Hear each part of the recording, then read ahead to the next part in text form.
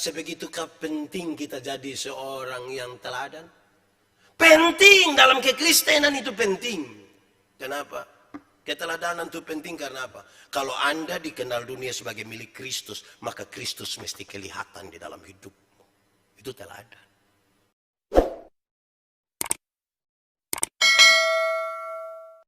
Untuk pemberitaan firman Tuhan, mari berdoa. Ya Tuhan Allah, kami mengucap syukur kepadamu untuk penyertaan-Mu yang sempurna dalam hidup kami, dalam perjalanan tiap-tiap waktu. Dalam seluruh penyertaan Tuhan, Engkau mengajar, Engkau membimbing, Engkau mendidik kami melalui firman-Mu. Dan karena itu pada waktu di mana kami akan belajar dari firman Tuhan, biarlah ini menjadi waktu terbaik buat kami. Kami mohon Tuhan, supaya kekuatan Roh Kudus-Mu akan menolong kami memahami kehendak firman-Mu dan memampukan kami menjadi pelaku-pelaku firman Tuhan. Jauhkan semua penggoda pencobaan.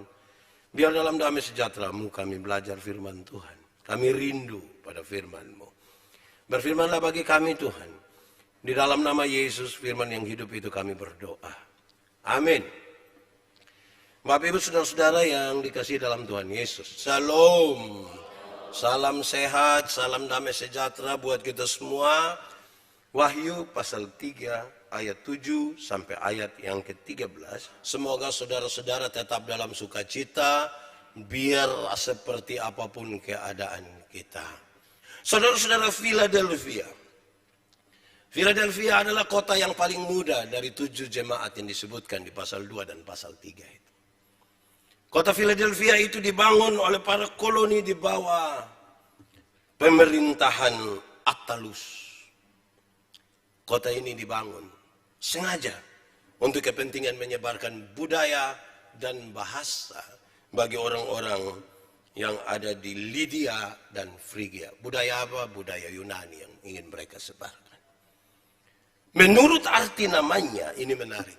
Menurut arti namanya, Philadelphia adalah seseorang yang mengasihi saudaranya.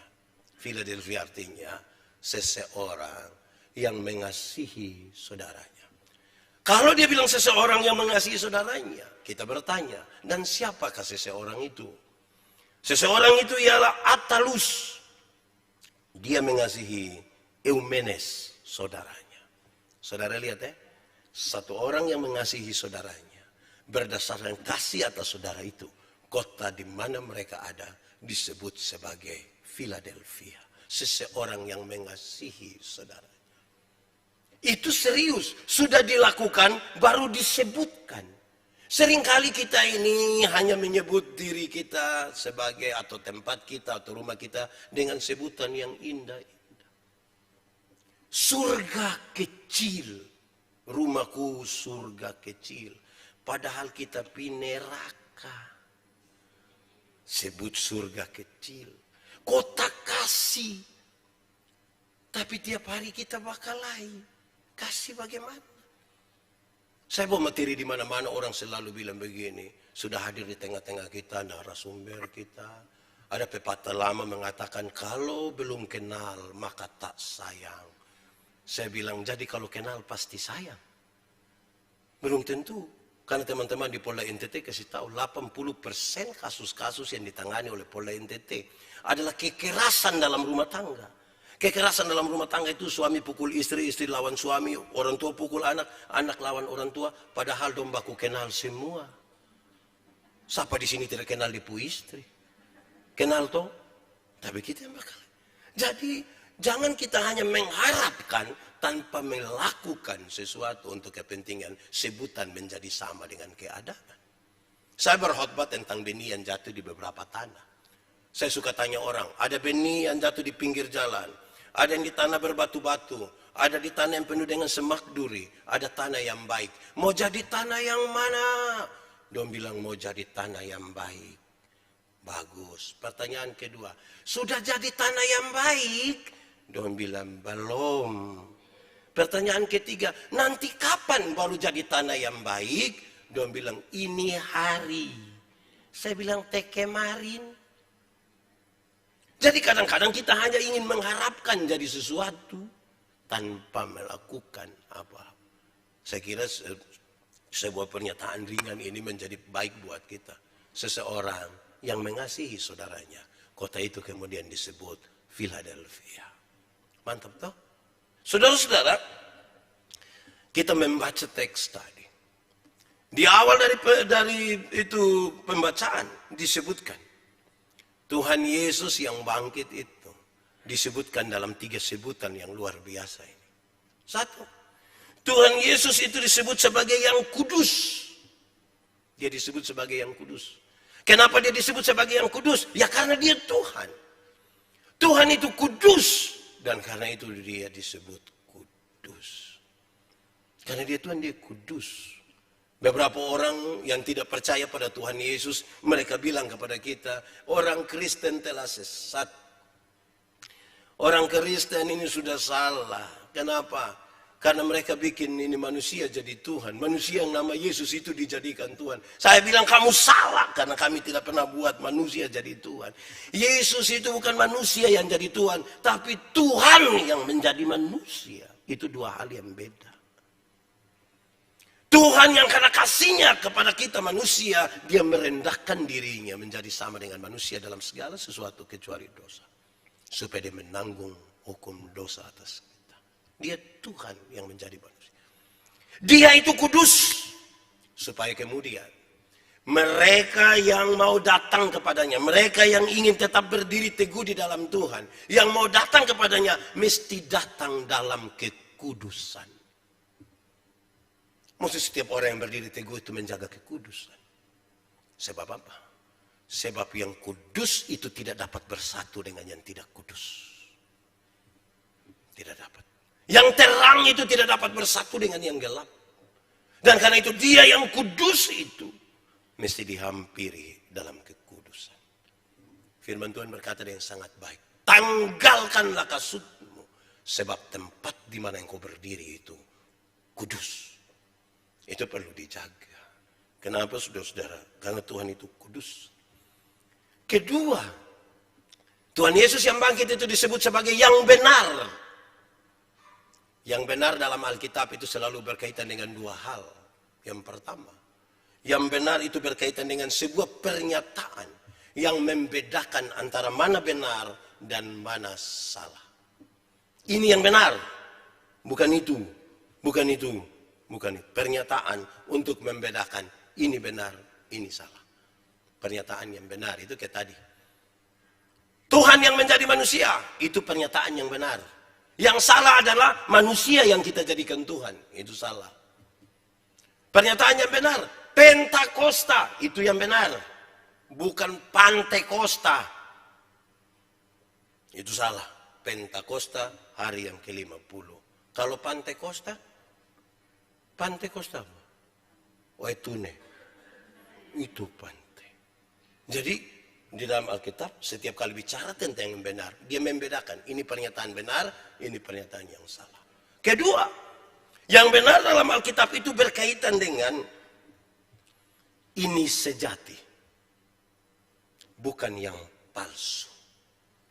Ini sejati, bukan palsu. Dari ketika Yesus disebut sebagai yang benar, dialah Allah yang sejati, bukan palsu, bukan KW, ini asli.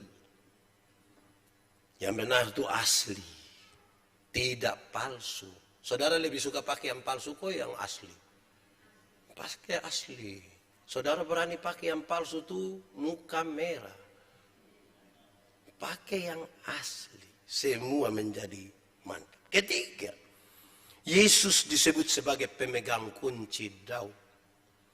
Pemegang kunci itu adalah simbol dari seorang yang memegang otoritas. Dia punya otoritas untuk membuka atau menutup. Kenapa dikaitkan dengan Daud? Ini sangat berkaitan dengan janji Tuhan. Daud sangat terkenal. Kepemimpinan, kejayaan, dan kemajuan dari Israel terjadi pada zamannya. Dan janji Tuhan bahwa lewat keturunan Daud itu, maka Kristus itu akan lahir. Kristus hadir dan menebus menyelamatkan umat manusia. Dan karena itu ini dikaitkan dengan Daud. Dialah pemegang kunci itu. Dia yang membawa selamat itu. Kira-kira di bagian awal kita paham itu dulu. Supaya di rumah tangga, dalam gereja, dan sekaligus dalam upaya kita menjalani hari-hari hidup kita dalam gereja yang seperti hari ini, kita menjalaninya dengan baik. Dalam pemahaman yang benar tentang Tuhan Yesus yang kita sembah. Mari saudara-saudara kita memberi jawab terhadap tema ini. Tema kita adalah tetap teguh dalam kasih Tuhan. Kita ada dalam hari perayaan penutupan bulan keluarga, HUT Gemit ke-74 dan HUT Reformasi ke-504.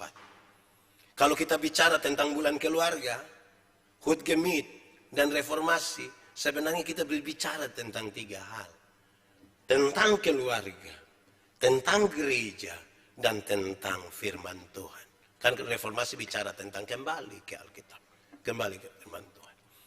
Kalau begitu saudara-saudara, saya ajak kita untuk memahami tema ini dalam 3 bagian. Tetap teguh dalam kasih Tuhan, pembacaan tadi membagi dia dalam 3 bagian yang menarik. Supaya kemudian kita pulang dan kita bawa berita atau kita pakaiin dalam hidup kita. Pertama, Tuhan Yesus itu adalah pintu. Akulah pintu, Yesus bilang begitu. Kalau Yesus menyebut dirinya akulah pintu, atau pembacaan tadi berbicara tentang pintu, dia ingin menyampaikan kepada kita kira-kira 4 hal tentang pintu. Pertama, ingin disampaikan kepada saya dan saudara bahwa pintu itu adalah sebuah kesempatan. Kesempatan untuk pemberitaan Injil. Kesempatan untuk menyampaikan kepada orang lain. Dan kesempatan itu tidak boleh berakhir. Pergilah, jadikan semua bangsa muridku. Baptislah mereka.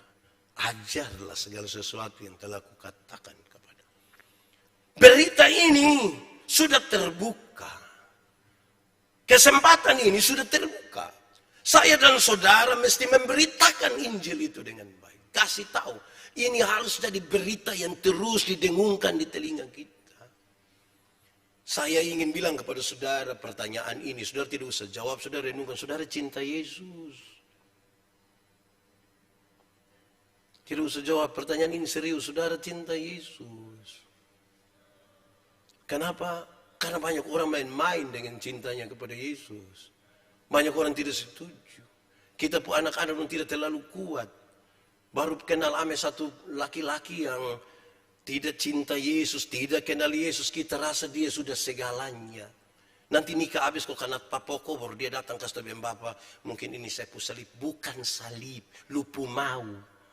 Kita omong tidak dengar sekarang baru salib-salib. Tanya baik-baik cinta Yesus. Berita ini kemudian mengganggu saya dan saudara. Saya kira kita sepakat. Ketika Tuhan Yesus datang dia tidak tanya, saudara ada berapa gereja saudara bangun. Tapi dia tanya, ada berapa jiwa yang saudara bawa datang kepada Yesus. Ada berapa jiwa.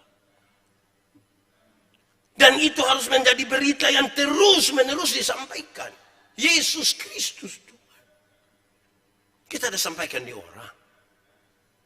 Saya kadang-kadang heran, kita ini kalau dapat pulsa 5.000, saya kasih tahu keliling kampung, kasih tahu semua orang, tulis di media sosial, terima kasih Kak, pulsa sumasuk, besok lah ya. Wih, itu parakus. Itu kalau dapat pulsa 5.000. Tapi Yesus mati bagi kita dengan harga yang sangat mahal. Kita ini tidak bisa ucapkan kepada orang lain. Ke mulut ke tagai bilang, omong ke orang terus, iya apa? Bikas tahu. Setiap kali berita tentang Injil, saya berkhotbah tentang berita Injil. Berita Injil itu 2. 1, berita tentang Yesus Kristus yang menebus dan menyelamatkan saya dan saudara. Supaya kita beroleh kekekalan bersama Kristus di sorga. Itu berita Injil. Tapi yang kedua, berita Injil itu berita pembebasan. Berita kedamaian, berita damai sejahtera. Kenapa dia berita damai sejahtera? Supaya orang yang hidup di tengah-tengah kegelapan, yang hidup dalam ketakutan, dia sekarang hidup dalam sukacita. Kalau kita baca perjanjian lama, kita temukan kata ini, celakalah, celakalah, celakalah, celakalah. Tapi waktu kita baca perjanjian baru, malaikat berjumpa dengan Yesus.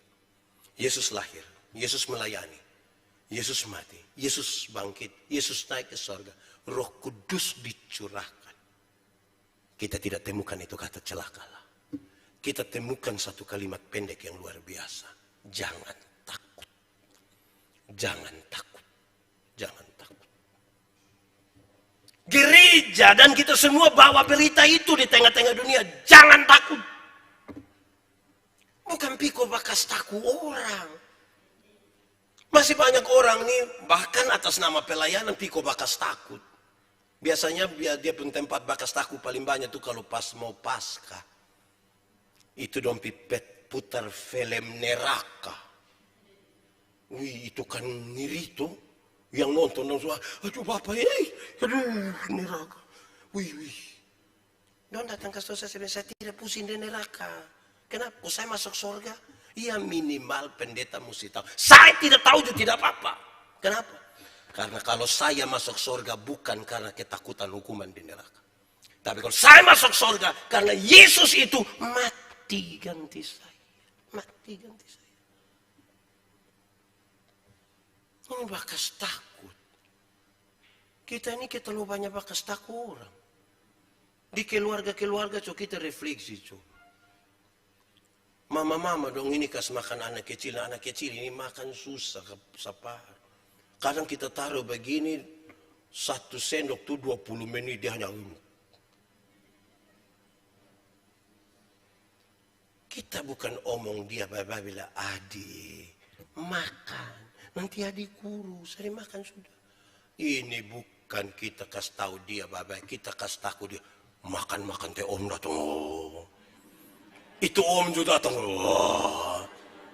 Itu berita bakas takut. Dan beta rasa di Agape ada. Ada toh? Makan teh. Oh. Tidak bisa, itu berita bakas takut. Saya tidak tahu di kota, kami di kampung itu. Saya tahu ini orang kampung dong ini. Kalau malam-malam anak-anak tidak tidur itu mestinya kasih di adik. Tidur sudah besok mau sekolah. Tidur sudah papa dan mama sudah ngantuk gini. Tidur sudah. Ini bukan kasih tahu begitu. Ini bapak dan mama sepakat kas mati lampu.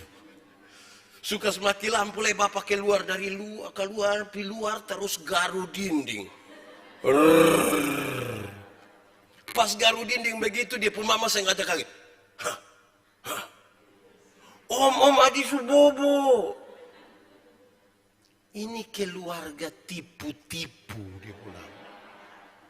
Keluarga tukang bakas takut ini. Ada efek kok tidak? Ada dia punya efek.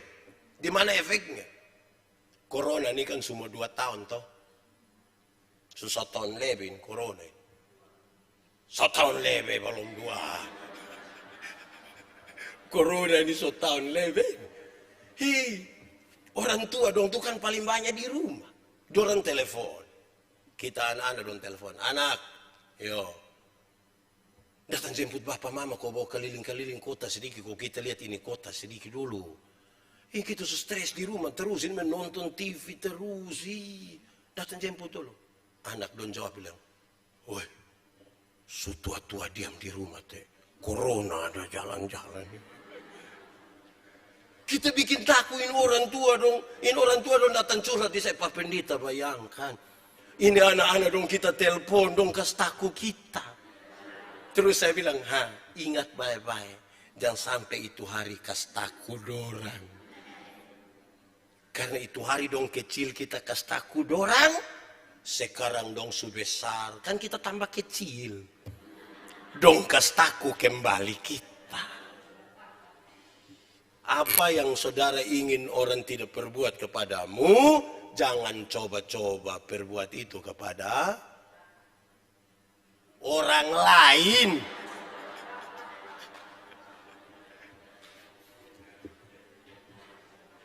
Jadi berita Injil itu pembebasan.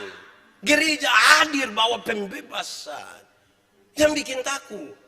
Dunia ini ada masalah kiri kanan. Karena ada masalah itu yang gereja hadir ke urus itu masalah.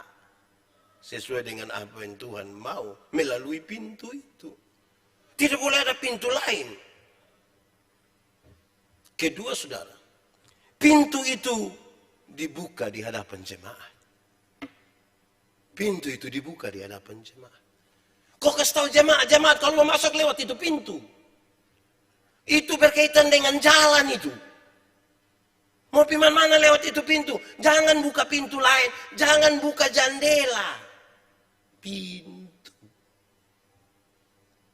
Kadang-kadang kita ini tidak suka ikut pintu. Kita lewat jendela. Karena itu saudara-saudara, pintu ini dibuka di hadapan jemaat. Woi, jemaat jadi baik toh. Masuk lewat pintu itu. Dan Yesus adalah pintu itu. Berita ini mesti berita yang harus disampaikan terus menerus. Yesus pintu. Jangan cari pintu lain. Itu pintu di situ. Atau yang ketiga saudara. Pintu itu adalah jalan masuk pada komunitas. Komunitas orang percaya kepada Yesus sebagai Tuhan dan Juru Selamat. Kita yang berkumpul di sini adalah orang-orang yang masuk melalui pintu tadi yang terbuka di hadapan jemaat. Dan kemudian kita berkumpul di sini. Kita yang masing-masing telah melewati pintu itu. Kita yang masing-masing telah berjumpa secara pribadi dengan Tuhan Yesus. Dan sekarang kita berjumpa di sini. Sebagai persekutuan, sebagai gereja. Kita berkumpul di sini. Melalui pintu itu. Yang keempat, saudara-saudara, pintu itu sangat berkaitan dengan. Dan kepada setiap orang pintu itu selalu terbuka. Kepada setiap orang. Siapapun pintu itu terbuka. Supaya yang mau datang silakan lewat pintu itu. Atau kalau kita merasa kita pernah menjauh, telah menjauh dari pintu itu terbuka. Saya rasa saya orang paling berdosa. Mari pintu itu terbuka bagimu. Saya pernah menyangkali engkau Tuhan. Mari pintu itu terbuka. Tuhan selalu setia menunggu. Datanglah melalui pintu itu. Saudara lihat kalau kita gabung dari pertama sampai keempat. Ini pintu yang luar biasa yang membebaskan. Supaya ketika ada orang datang bilang kepada saya. Habel datang bilang kepada saya. Pak Pendeta, saya rasa saya ini orang paling berdosa di dunia. Saya akan bilang dia, Habel, saya juga orang berdosa. Kita dua sama-sama berdosa. Tapi kasih Tuhan itu lebih besar dari kita dua pun kesalahan dan dosa. Pembebasan kan. Tapi bayangkan kalau Habel datang ke sebelah Pak Pendeta. Saya rasa saya ini manusia paling berdosa di dunia. Terus saya bilang, iya saya lihat lu pemuka ini muka berdosa Habel. Saya sudah lihat lu. Saya sudah lihat lu ini muka berdosa. Lu bernapas lu berdosa. Saya sudah lihat. Lu kalau tidak bertobat nanti kaki tangan lu patah buang semua. Ini berita apa itu? Tuhan itu tidak kejam. Tuhan itu penuh kasih. Kita nih yang kadang-kadang penuh kekejaman. Supaya kita tahu bahwa pintu itu terlalu terbuka. Selalu terbuka. Buat siapapun yang mau datang padanya. Itu bagian pertama. Tentang pintu. Berdirilah teguh karena tadi yang seperti itu. Itu penting bagi kita saudara-saudara. Kenapa? Karena kadang-kadang kita main-main dengan pintu ini. Ada orang juga hanya berdiri-berdiri di pintu. Saya baca ini, siapa pun status. Kebetulan dia belum menikah. Dia bikin status. Kalau mau masuk, masuk. Mau keluar, keluar. Jangan berdiri di pintu kok pele orang lain. Wih. Kayak apa kok. Ini anak dong ini. Susah dong hidup. Kedua saudara-saudara. Pembacaan tadi kasih tahu kita. Ada janji. Maaf. Ada peringatan. Ada peringatan. Ketika dia sebutkan. Tuhan akan segera datang. Bersiaplah. Itu peringatan. Tuhan akan segera datang. Bersiaplah. Tak lama Tuhan datanglah. Bersiap diri. Tahu ini lagu kok? Kalau tahu pulang baru menyanyi. Kita dengar firman dulu. Kita butuh persiapan. Tetapi saudara-saudara, sebenarnya nasihat ini, peringatan ini, sebelum saya kasih tahu, saya ingin mengatakan begini. Pak Pendeta, kok orang suka tanya saya begini, Pak Pendeta, kok Tuhan main bilang dia mau datang, kok tidak datang-datang, so tulis 2000 tahun juga tidak datang-datang. Sebenarnya dia janji betul, kok tidak. Saya jawab santai-santai. Kita membayangkan kedatangan Tuhan itu ketika dia ada di situ, terus kita semua berkumpul. Kita pernah membayangkan hanya itu. Sampai kita melupakan sebuah bayangan yang serius sekali bahwa tidak ada satu orang pun di antara kita yang tahu kita mati kapan. Tidak ada yang tahu. Kita bisa duduk sama-sama begini, kita pulang tiba-tiba satu WA kita bilang, "Sone pilih waktu aku. Kenapa dia sepi?" Kita kan tidak tahu kita mati kapan. Kita bisa jamin kita bisa sampai kapan. Kan itu bersiaplah. Pertama, nasihat ini, peringatan ini ditujukan kepada orang-orang yang tidak punya kepedulian terhadap iman dan kehidupan bergereja. Nasihat ini serius. Ingat, Tuhan semua datang. Karena itu lihat kok, bikin apa kok. Ini nasihat bagi hamba yang malas. Hamba yang tidak setia. Ingat, Tuhan semua datang. Nasihat ini kan penting. Karena kalau kita biasa tahu, kalau bos semua datang, itu kan kita batas sibuk. Tapi saya ingin kasih tahu kita, saudara-saudara. Sebenarnya tidak usah pusing dengan Tuhan mau datang kapan. Lakukan saja apa yang perlu kita lakukan tiap hari. Biasa hamba pemalas dong itu yang kalau pas bos mau datang itu dompung kerja mengerikan. Kadang-kadang makan puji. Saya bilang kepada banyak pegawai, baik pemerintah maupun swasta yang diaudit. Dong kadang-kadang datang biar Bapak tahu sendiri ini pemeriksa datang nih kita. Kalau tiap hari kerja baik-baik, saya pemeriksa mau datang kapan datang tuh? Biasanya kan kita tidak kerja baik-baik, jadi datang mau kita pusing. Kalau kita ke rumah bersih-bersih, tamu mau datang kapan, datang saja ke rumah bersih.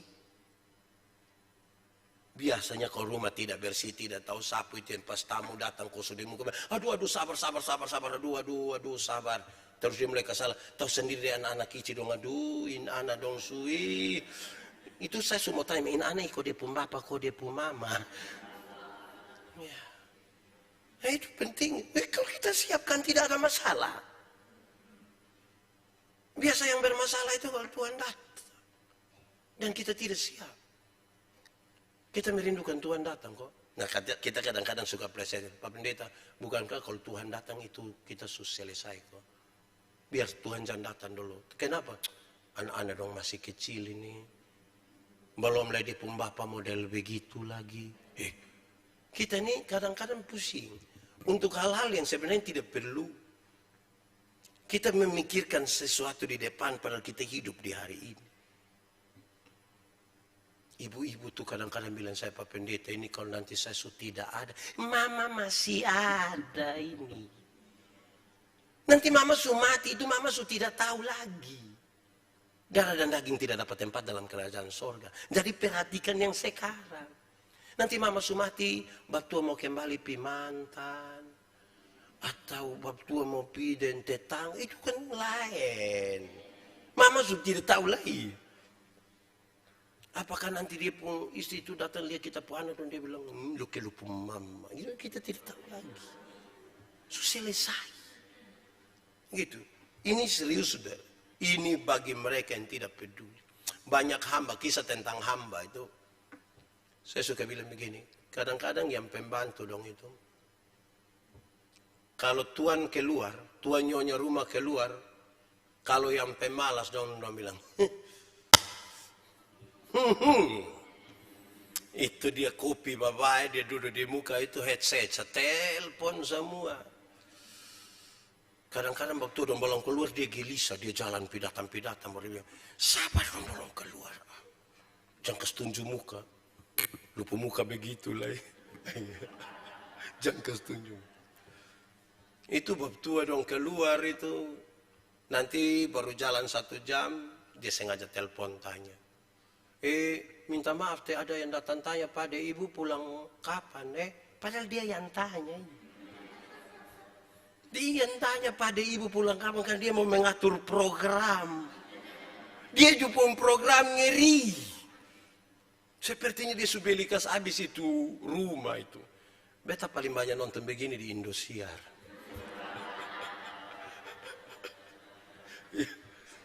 Tapi kalau hamba yang rajin itu, Tuhan dan nyonya rumah keluar, dia kerja apa yang perlu dia kerjakan. Waktu santai, dia santai-santai saja.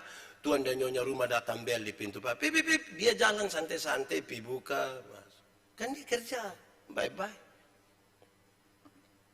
Yang tidak setia itu yang pas waktu ada bel di luar, mati kita ini hari, mati. Lu masa di lubang gua, mau sembunyi di situ. Kan kita tidak setia. Kedua, nasihat ini ditujukan bagi mereka yang tertindas. Ini sebagai sebuah berita penghiburan.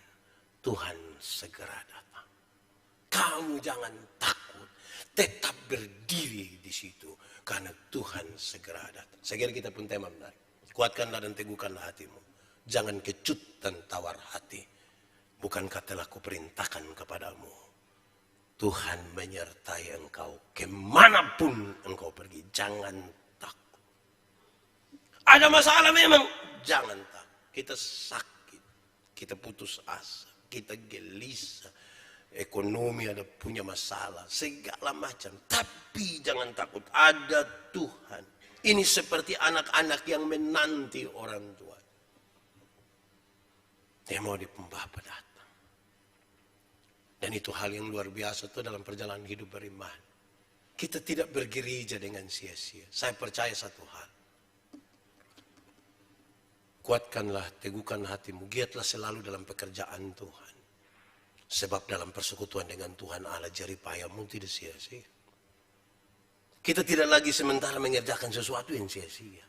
Ini sesuatu yang serius dalam persekutuan. Nasihat kepada ini hamba-hamba yang pemalas, ini termasuk nasihat buat kita. Banyak orang tidak peduli dengan Tuhan. Bergereja dan tidak peduli. Kadang-kadang kita kasih tahu sama Bapak, woi, soalnya pergi gereja kau dengan Bapak.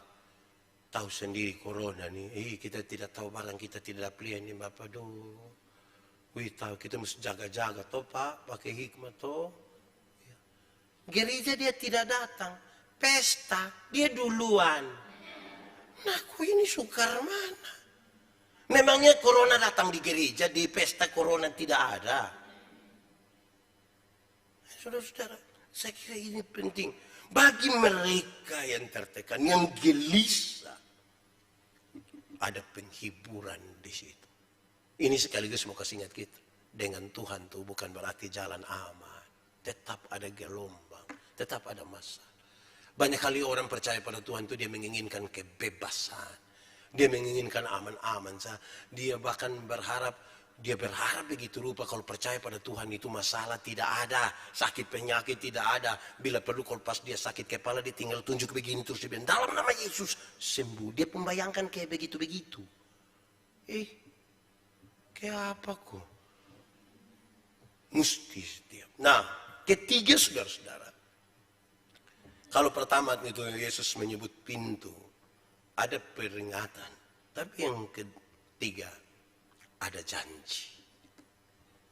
Ada janji buat kita. Supaya kita tetap setia, tetap teguh. Orang yang taat dan tekun mengikuti jalan Tuhan, dia akan dilindungi. Dia pasti akan dijaga. Jangan takut. Itu menurut dia. Kalau engkau setia, aku melindungi engkau. Aku menjaga engkau. Kita ini kadang-kadang meminta hanya lebih kepada manusia dan tidak kepada Tuhan. Padahal kita sadar sekali saudara-saudara bahwa manusia pasti punya kelemahan-kelemahan untuk mencari. Tapi Tuhan tidak.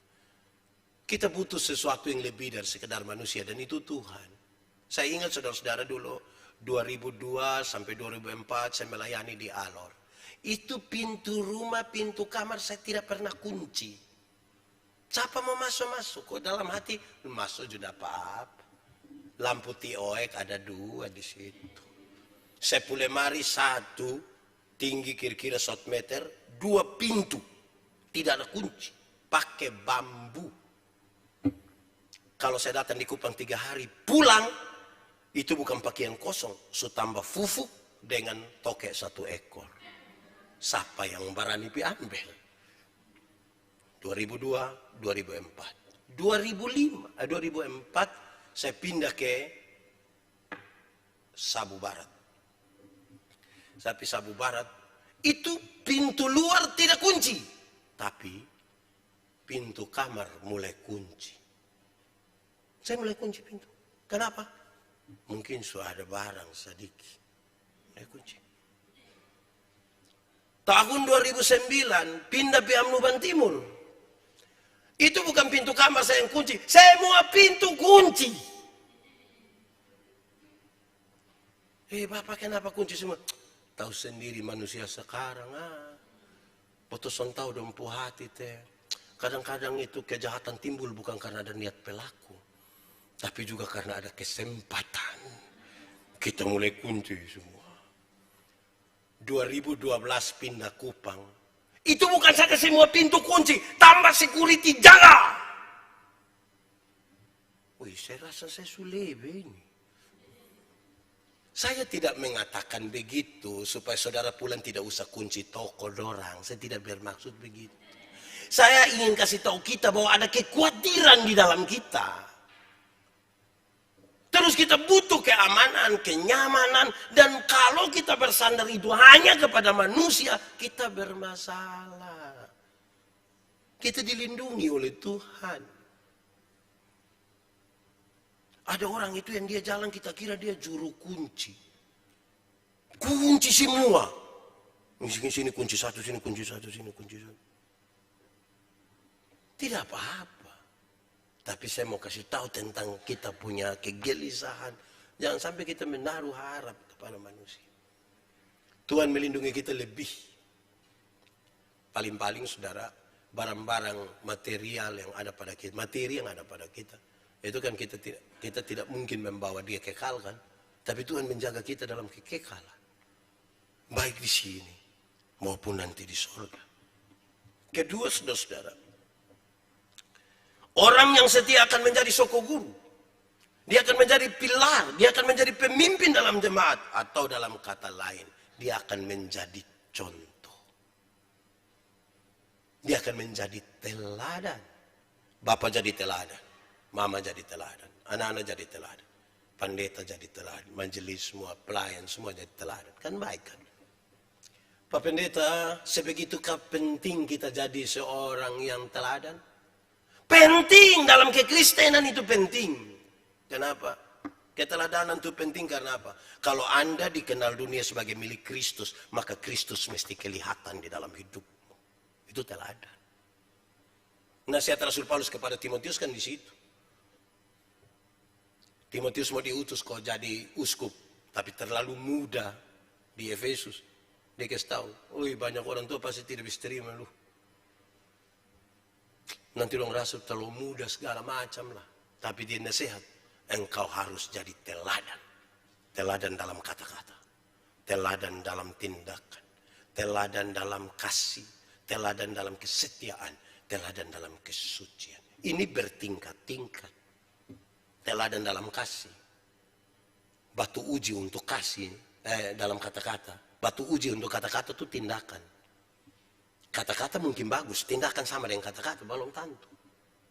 Kata-kata su bagus, tindakan su bagus, batu ujinya kasih. Karena tindakan bagus belum tentu disertai dengan kasih. Saya selalu bilang begini, saya senang ini ibu-ibu nona-nona dong yang kerja di bank tuh, kagak-kagak dong. Pakaian bagus lah, kita lihat senang. Kita kayak mau tinggal di bank. Apalagi ini orang dong baru naik tangga dong langsung bilang, selamat siang, ada yang bisa kami bantu? Itu ke hati Tapi siapa di antara mereka yang pas bangun pagi lihat suami dia bilang, selamat pagi, ada yang bisa saya bantu?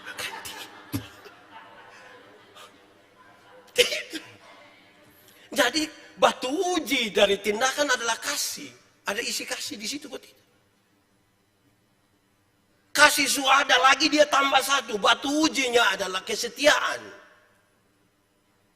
Kasih, setia kok tidak? Jangan sampai setia sewaktu-waktu. Kadang-kadang setia. Setia lagi dia tambah satu. Batu uji dari kesetiaan itu adalah kesucian. Setia tapi jaga kesucian. Karena setia antar jemput ini belum tentu jaga kesucian. Ada orang itu yang dia terlalu setia. Dia terlalu setia antar dia istri. Pokoknya pacarnya itu dia bilang, wih siap sudah kau piantar, siap kau piantar. Istri belum pulang kantor, siap sudah kau jemput, siap jemput. Wih dia kiai, padahal di antara itu dua siap itu dia kacau di tengah. Dia kan jadi itu musa tadi di situ. Ya, saudara, berikut ketekunan itu contohnya ada pada ketekunan Tuhan Yesus. Pak Pendeta, saya mau tekun, tapi tekun yang seperti apa? Janji ini menarik. Ketekunan Tuhan Yesus itu menjadi contoh, menjadi inspirasi, dan sekaligus menjadi jaminan bagi mereka yang setia, bagi mereka yang teguh, bagi mereka yang ingin tetap berdiri di dalam Tuhan. Berkaca kepada ketekunan Tuhan Yesus. Tuhan Yesus itu terlalu tekun. Wih Tuhan, memang kita tidak mungkin sama dengan dia, tapi bisa menginspirasikan sesuatu buat kita. Dia hebat. Orang kan tanya saya, Pak Pendeta, kenapa kok waktu dong pas mau tikam Tuhan Yesus tuh Bapak tidak kasih tunjuk ame kuasa satu kok. Itu kalau dong jatuh buang di situ mungkin semua orang langsung bertobat habis. Terus dia lanjut, kalau saya yang Tuhan, saya bilang Andia kalau tidak jadi Tuhan itu. Andia kalau tidak bisa itu. Kita ini kan kadang-kadang kita terlalu apa nah. Ingin kasih itu. Kadang-kadang orang bilang, saya kalau cerita dengan anak-anak yang muda-muda dong, yang bagaya-bagaya, dia bilang saya Pak Pendeta.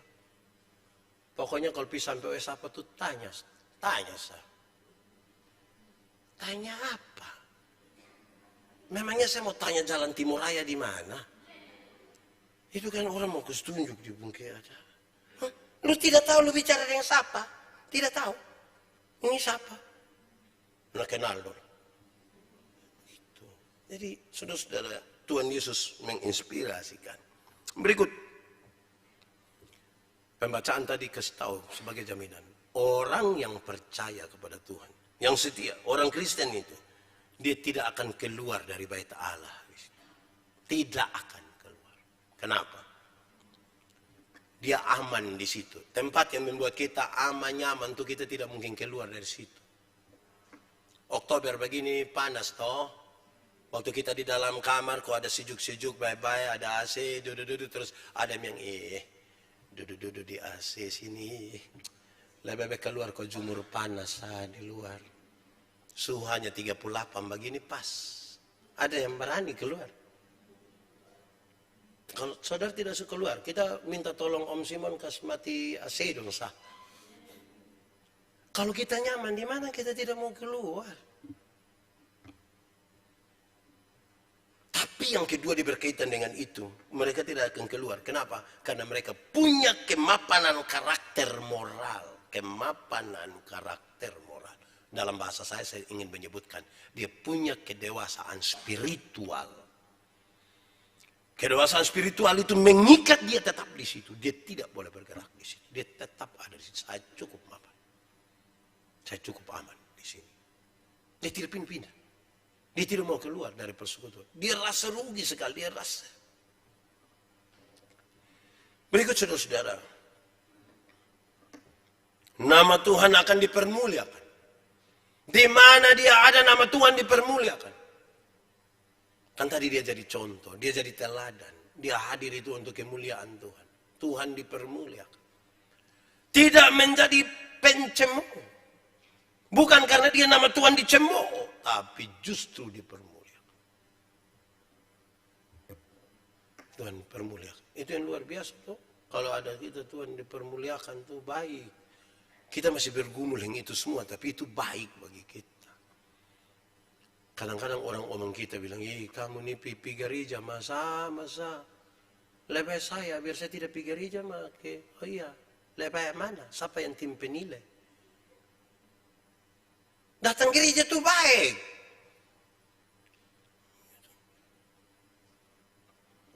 Terakhir, pada orang Kristen yang setia akan tertulis Yerusalem baru. Yerusalem baru itu sangat berkaitan dengan pemberian kewarganegaraan. Omong Yerusalem itu, ini kan bicara tentang kerajaan. Kerajaan Allah yang disimbolkan dengan Yerusalem. Siapa yang setia, dia akan tertulis Yerusalem baru. Dia dapat kartu anggota kerajaan Allah. Ini bukan yang di Yerusalem, di Timur Tengah, ini yang di sorga. Betapa indahnya kita dalam kewarganegaraan sorgawi. Kita semua anak-anak kerajaan. Makanya anak sekolah minggu biasa menyanyi, aku anak raja, engkau anak raja. Kita semua anak raja. Kan mantap tuh, kita semua anak raja. Raja yang mana? Raja yang bukan sembarang raja. Ini raja di atas segala raja. Kita dia keluarga. Kalau hanya raja-raja biasa, saya punya istri juga raja. Raja Kana. Ndori. Ini raja yang raja. Tuhan pencipta semesta itu toh. Hebat sekali. Tuhan Yesus itu terlalu dahsyat buat kita. Jadi saudara-saudara, di tengah-tengah situasi sukar sulit dan kesempatan-kesempatan terbatas untuk kita beribadah, untuk kita menyatakan iman kita, mari kita pakai itu dengan baik. Karena apa saudara? Karena memang ini waktu di mana kita ingin meneguhkan.